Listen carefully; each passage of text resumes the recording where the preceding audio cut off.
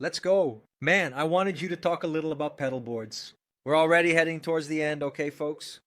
What kind of pedal board? Come on, man. I saw that you have videos with Fractal, you have videos with Tonex, you have other effects. I'll start with the following. Do you use anything analog? No, Nothing. not anymore. Okay. So, the analog topic, I'll leave it aside. I won't even ask you. But I have my Mark V just for fun. But what I really use is the Kemper and the Fractal But do you use it because it's easier to use? Yes. Or because everything is really fine for you? You love the sound.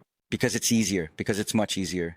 But in terms of sound quality, do you think analog is better?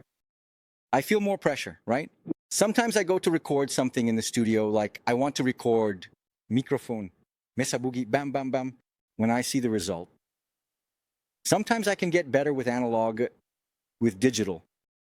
My Fractal there, with the Kemper, sometimes I can even get a better sound.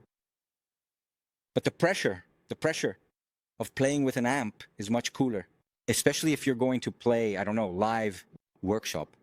Digital result, for me, You get more sound with digital.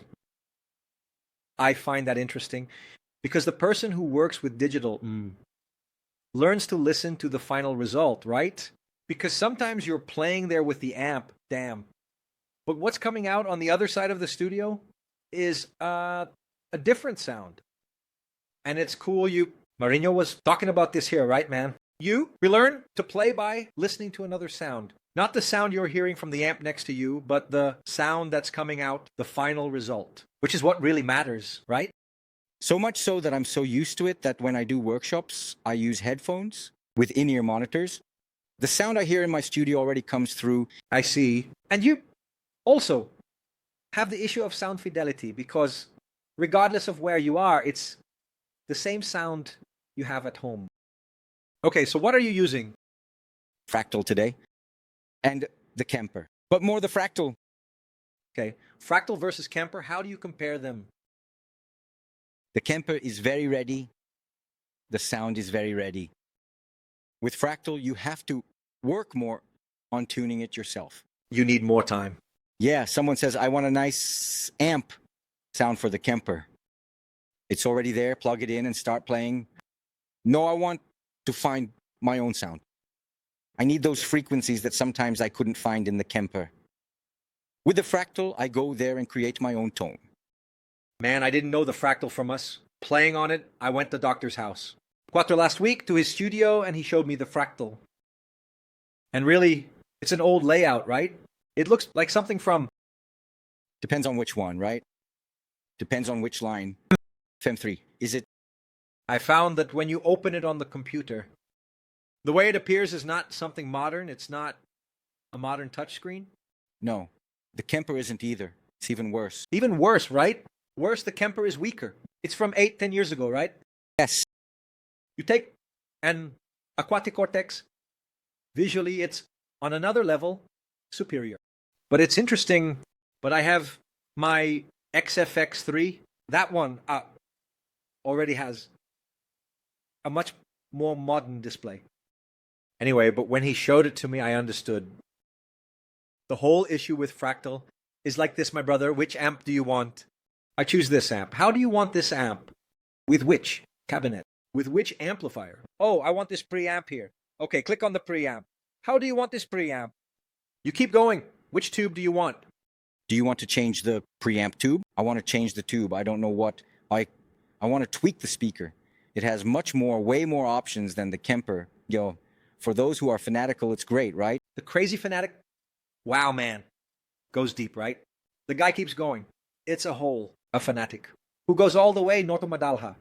How delightful. It's a fanatic who stays there for 5 hours. Wow, man.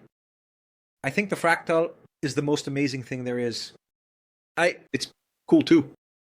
No, but for fanatics, I'm not a fanatic. For me, the Fractal causes paralysis. But I use one sound I have just one sound that I make. I use it for everything. Then for the bass something, but that's what matters. At least I have a sound that I like, right? No, but then What is the criterion you use to choose between fractal or Kemper? With the fractal, I can create my sound more easily because I create it. The Kemper already comes very ready for me. And if I start tweaking too much, I can't manage it. I see. Start adjusting bass, mid, I don't know what. It seems like the Kemper, it seems like the profile was made for that. But there are others, but I don't know.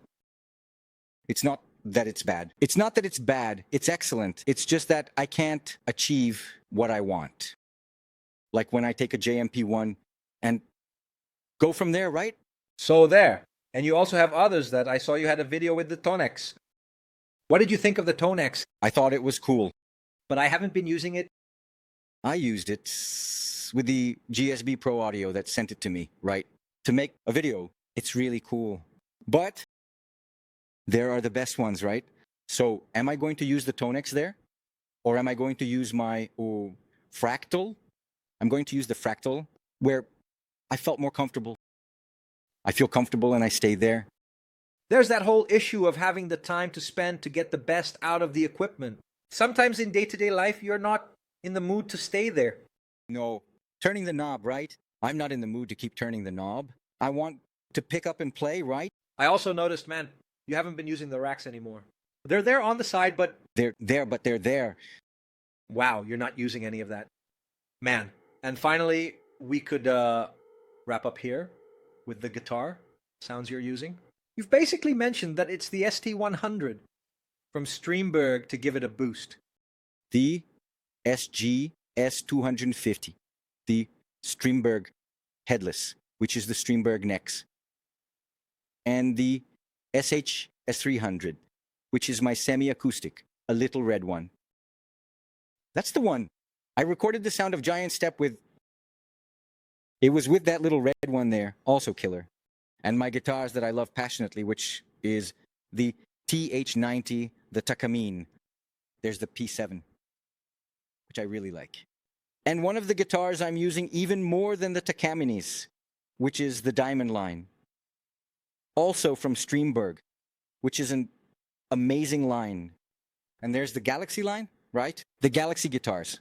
Man, there's a Galaxy guitar. That looks like the TH90, isn't there? Man, I have the TH90, which for me is the Prince of Takamine. Like, man, amazing, really. Then Nortinho said, man, check out this Damon line.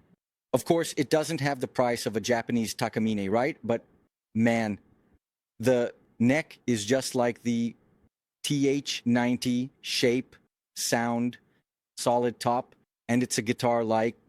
Of course, it's not exactly cheap, but it's a guitar for about $2,000 and a bit, right? Around there. The guitar is killer. When I want to study, I really like to study with a guitar. I think the scales become more... You handle the guitar all delicately. Man, this diamond guitar from Streamberg is killer. Want to buy one? Let's negotiate.